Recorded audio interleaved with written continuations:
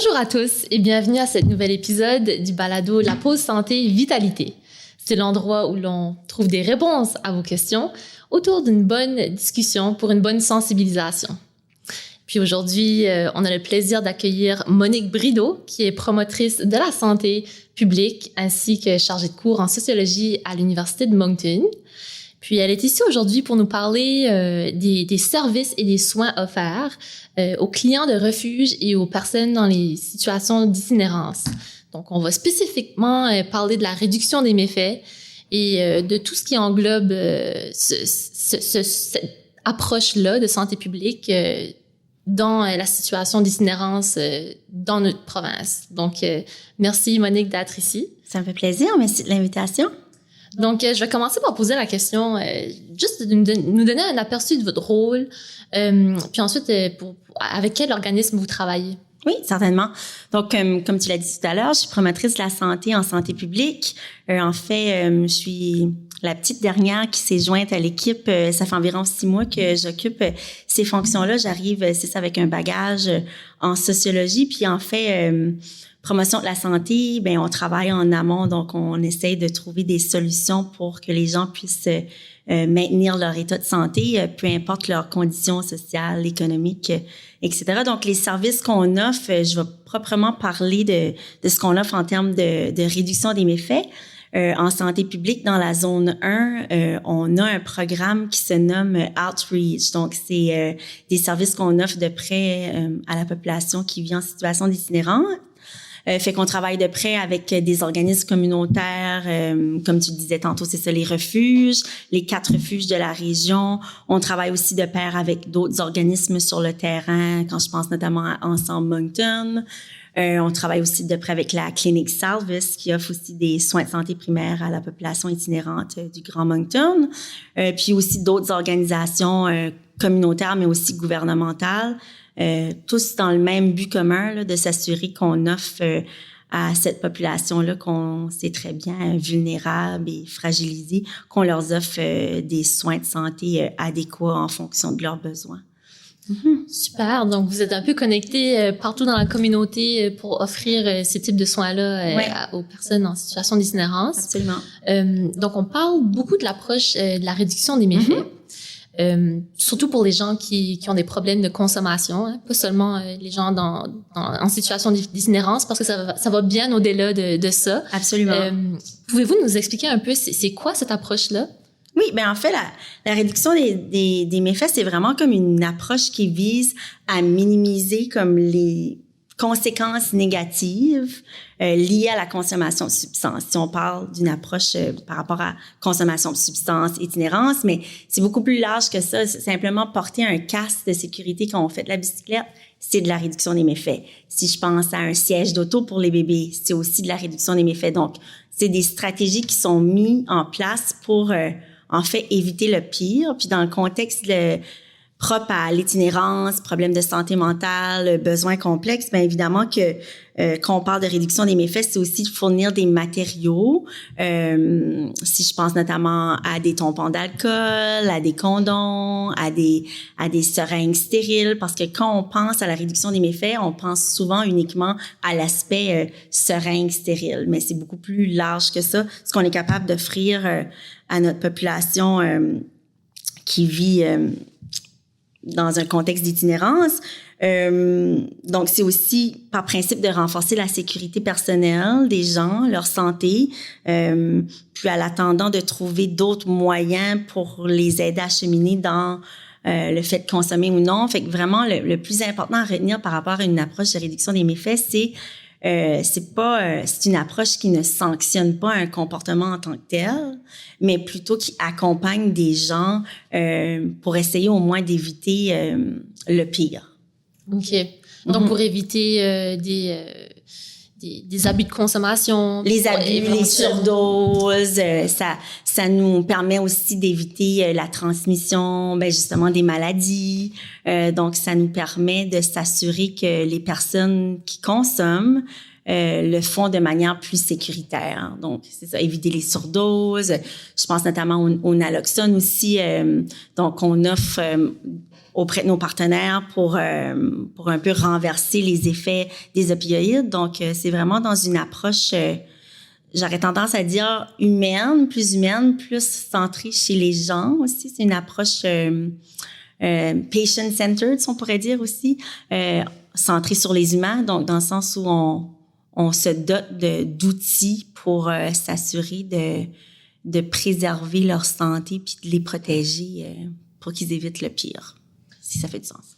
Oui, absolument. Puis donc, on pourrait dire que c'est pour toutes ces raisons-là que la réduction des méfaits, c'est une approche privilégiée par la santé publique. Mais est-ce qu'il y aurait d'autres raisons pour lesquelles la réduction des méfaits, c'est privilégié par la santé publique? Mais par rapport à la santé publique, comme je disais, c'est vraiment une question aussi de s'assurer de protéger la santé de la population, puis aussi éviter les cas de surdose. Quand on regarde des programmes qui mettent de l'avant ou des projets de santé publique qui mettent de l'avant cette approche-là, on voit aussi dans les chiffres que ça a permis de réduire la transmission des maladies. Ça nous permet aussi d'avoir une approche qui est plus centrée sur les besoins. C'est une approche qui nous permet aussi d'aller vers les gens là où ils sont. Tu sais, on entend souvent un meet people where they're at. Là. Excusez-moi l'anglicisme, mais c'est ça, c'est d'aller vers ceux et celles qui ont des besoins complexes, mais d'être dans une posture ou dans une approche accueillante, bienveillante, puis n'ayant pas toutes les solutions sur le moment, ni même les ressources pour être capable de leur offrir tous les soins dont ils auraient besoin, là, compte tenu de tu sais, parfois des ressources limitées, puis aussi de la volonté des gens d'arrêter de consommer. Donc, c'est au lieu de dire faut que tu arrêtes de consommer, c'est à l'attendant que c'est pas clair pour toi où tu te situes par rapport à tout ça. Puis c'est vraiment mieux être à l'écoute puis d'aller comprendre leur réalité. Puis c'est leur donner aussi une plus grande autonomisation, si je pourrais dire, comme un certain sentiment d'empowerment. Donc, on n'est pas là pour leur dire quoi faire. À l'attendant, ce qu'on peut faire tout de même, c'est de s'assurer qu'ils ont accès à des services adéquats, des ressources appropriées, sachant très bien que les besoins sont complexes et voilà. OK. Donc, avec tout ce que tu as dit, là, c'est quand même assez large. Et puis, mais à la fois, on peut aussi dire que peut-être que la réduction des méfaits, c'est aussi redonner le contrôle sur la consommation de substances à la personne. On pourrait dire ça, oui, c'est ça. Sans complètement bannir oui. la substance d'un coup sec. Là. C'est tout le contraire de sanctionner les comportements. C'est pas de blâmer, c'est pas de porter jugement. Moi, je le vois vraiment, là, personnellement, puis sociologiquement aussi, comme une approche bienveillante, centrée sur les gens, dans de l'entraide, finalement, puis dans le respect aussi, surtout.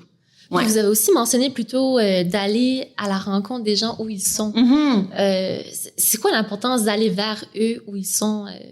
Je pense que c'est la meilleure. Oui, excuse. Je pense que c'est vraiment la meilleure façon d'adresser des besoins complexes. Puis quand tu vas vers les gens là où ils sont vraiment, il y a plus de chances de succès aussi. Je pense qu'il y a, tu sais, cette approche-là, l'empathie qui vient avec. Je demeure convaincue que c'est la bonne manière, humblement, d'adresser ça parce qu'on leur donne une plus grande voix, on leur donne un sentiment qui font partie de ce cheminement-là qui leur appartient.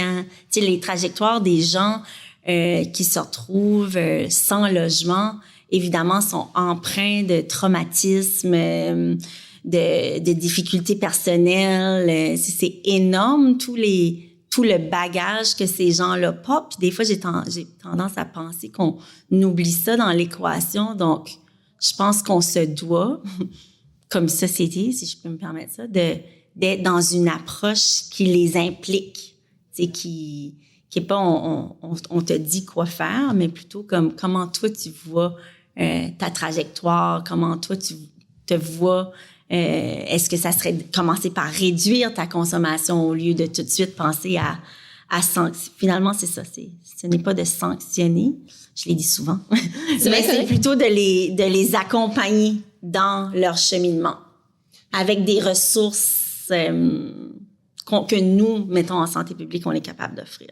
Mm-hmm. Ouais. Puis je pense que ne pas sanctionner, c'est aussi le mot essentiel qu'on peut retenir dans ceci. Absolument. Ça peut aussi peut-être plus motiver les gens à reprendre contrôle de leur vie, de leur abus de substance aussi. Exact. Et puis ça, vu qu'on parle des gens en situation d'itinérance ou des gens sans logement, qu'est-ce que vous pourriez dire des problèmes que vous avez pour accéder à cette population-là? Parce qu'on sait que c'est quand même pas facile. Ils n'ont pas nécessairement une adresse ou, tu sais. Ça fait. Puis évidemment, quand on regarde les chiffres actuels de l'itinérance, on voit vraiment juste la pointe de l'iceberg. C'est comme le problème est déjà créé en soi, mais on réussit pas vraiment à atteindre tous les gens qui sont en situation d'itinérance. Si je pense à la population qu'on dessert ici à Moncton, je vais revenir à ta question, mais je voulais aussi dire que par rapport à notre programme Outreach, on offre aussi la vaccination, donc on les protège aussi contre les maladies transmissibles. Donc, il y a beaucoup de travail sur le terrain qui est fait en partenariat avec d'autres organismes du milieu pour s'assurer qu'on tente du mieux qu'on peut de protéger leur santé. Fait que la vaccination, les suivis des maladies transmissibles aussi, comme je disais tout à l'heure. On fait beaucoup d'éducation relative à la sexualité. On fait beaucoup d'accompagnement. On offre des ressources éducatives en matière de consommation de substances, comment consommer de manière plus sécuritaire. Mais vraiment...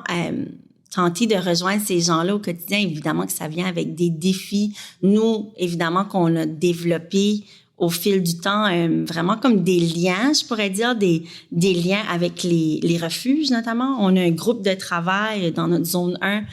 C'est moi qui coordonne les activités de ce groupe de travail-là qui s'appelle le groupe de travail sur la réduction des méfaits et les inéquités en matière de santé.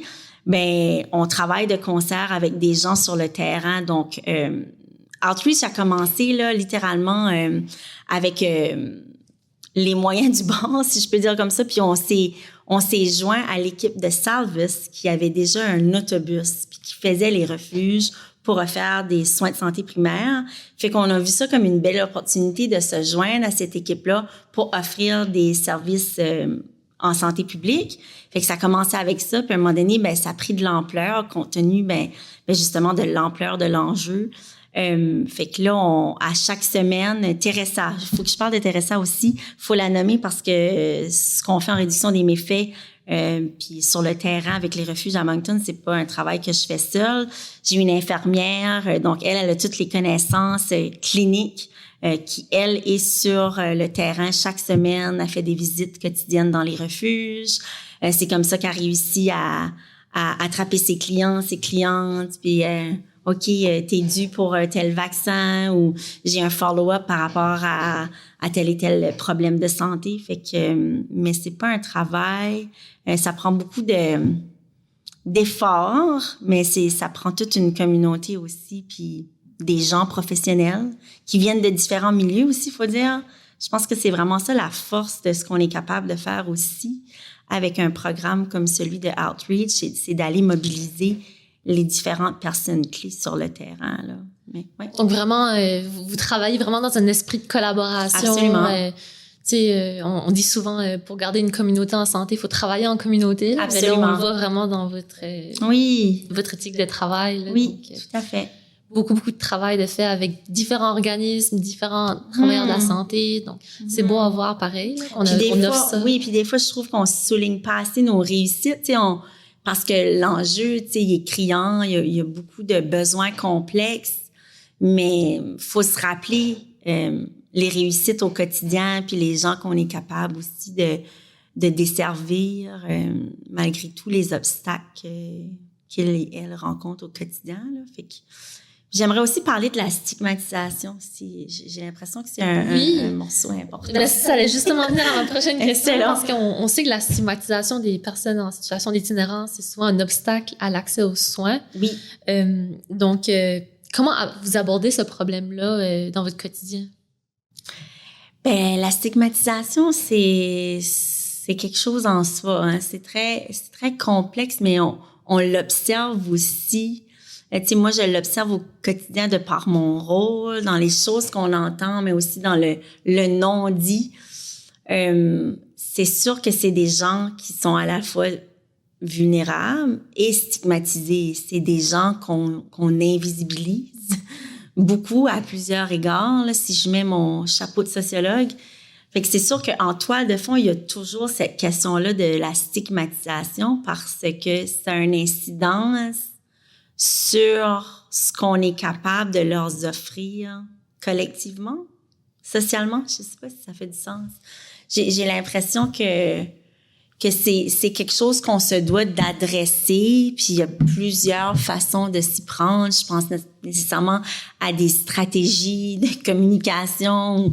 J'ose espérer qu'on va arriver à vraiment adresser cette question-là, la stigmatisation, parce que au quotidien, c'est des gens qui vivent des réalités complexes, difficiles.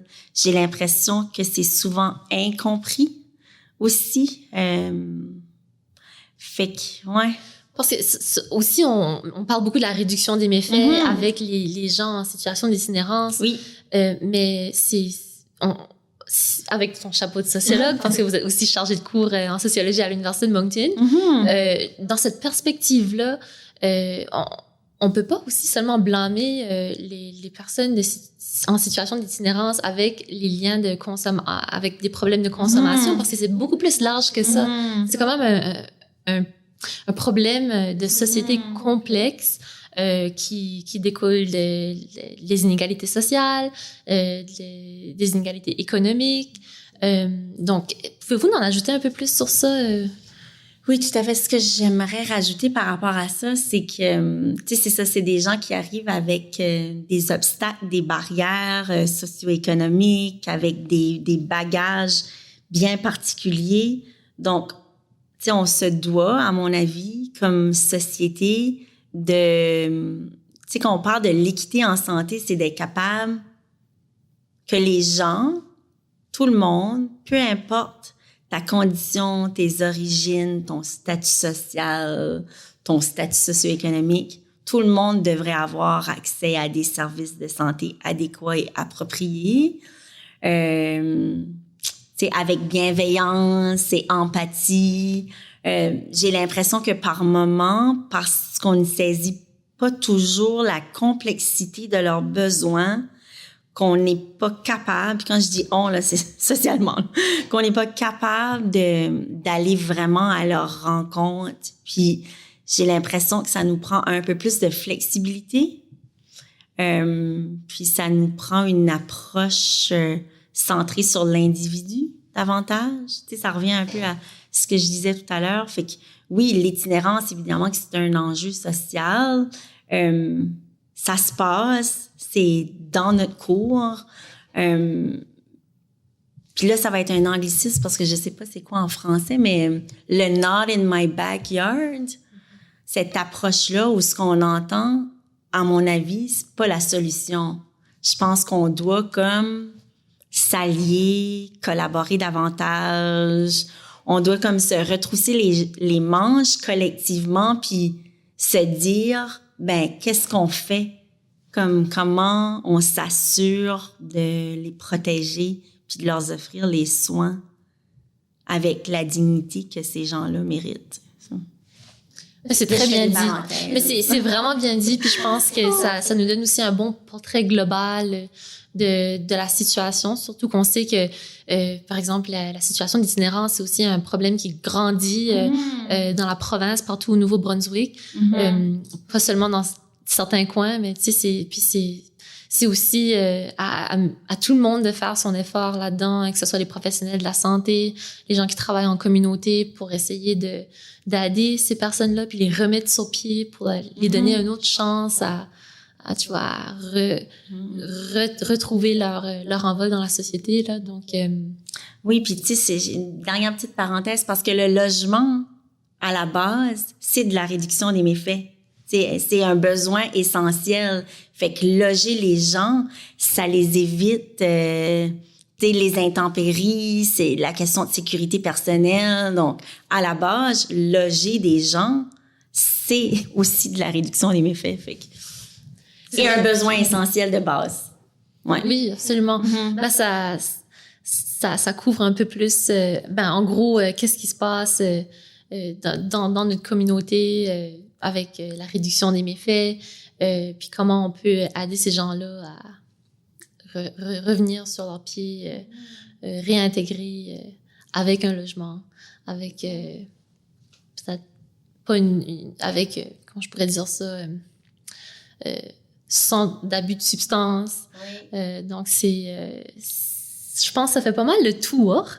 À moins que vous avez autre chose à ajouter, mais je pense que ça couvre bien. Merci beaucoup encore de l'opportunité de pouvoir venir vous parler de quelque chose qui me tient à cœur, évidemment. Ça fait plaisir. Puis, si on peut retenir certains mots-clés ici, c'est collaboration pour une bonne santé, une bonne communauté en santé. Donc, voilà. Et ne pas stigmatiser aussi les gens qui sont en situation d'itinérance. Puis un mot que j'aime bien, c'est la bienveillance. Une culture bienveillante. C'est ce qu'on a besoin, réellement. Super. Ben, merci. Merci.